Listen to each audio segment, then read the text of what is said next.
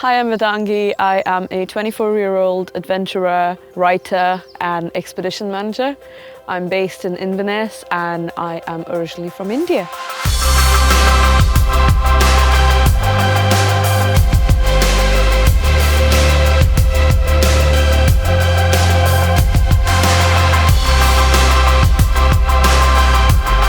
My life wasn't meant to be anything about cycling or adventure. It was meant to be all about football.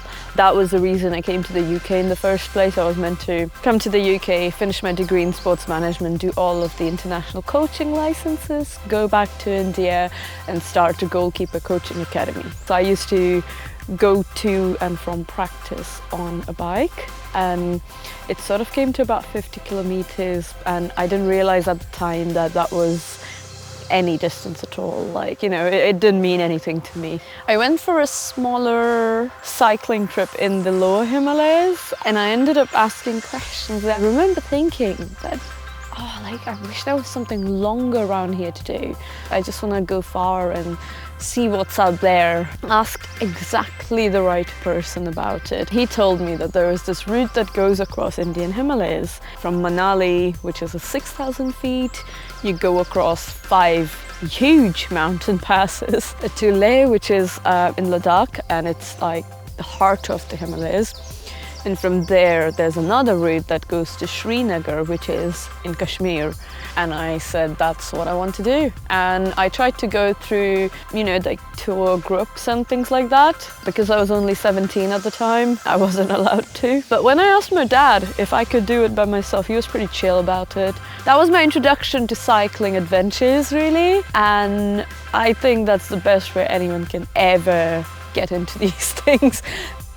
When I came to the UK, I found it really hard to make friends and make meaningful connections, so cycling became my medium of exploring what was around me. I was reading a book about Juliana Buring, who was the first woman to set that record to cycle around the world. That book was what inspired me to even think about the prospect of me ever doing it. This was around Easter 2017. By the time summer rolled around, I was dead set on cycling around the world the year after. And there was also this thing where in 2015 there was this guy called Tom Davis, this British guy who had cycled around the world. He was 19 at the time and he was passing through India and I had emailed him. It's absolutely nuts. Like, I remember thinking at the time that when I am 19, I wish I can do something that crazy.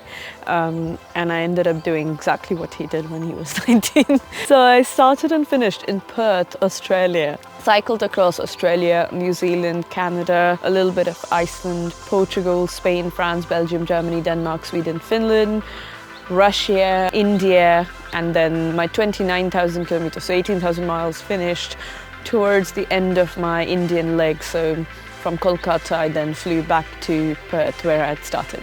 So something that I say time and time again is that when I'm traveling all by myself, I just come across the nicest people.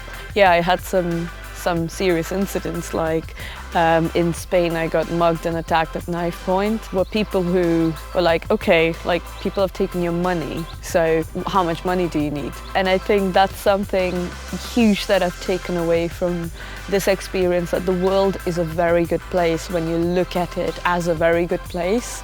And you always come across nice people when you approach it like that, when you approach the world with doubt and as if everyone has like a personal vendetta against you. Somehow you do come across bad experiences in a way. How would you, or how are you encouraging people to get into cycling? I love storytelling, so that's the first thing. So I'm a writer. I also lead adventures, bikepacking adventures. So I've been taking some families out on adventures. But I think the biggest way is I actually plan to organize bike races, some mountain bike races. So back in 2021, I organized UK's first mountain bike race for adaptive, able-bodied people and disabled people racing the same track on the same day. Since then, there are more races for adaptive bikes as well now.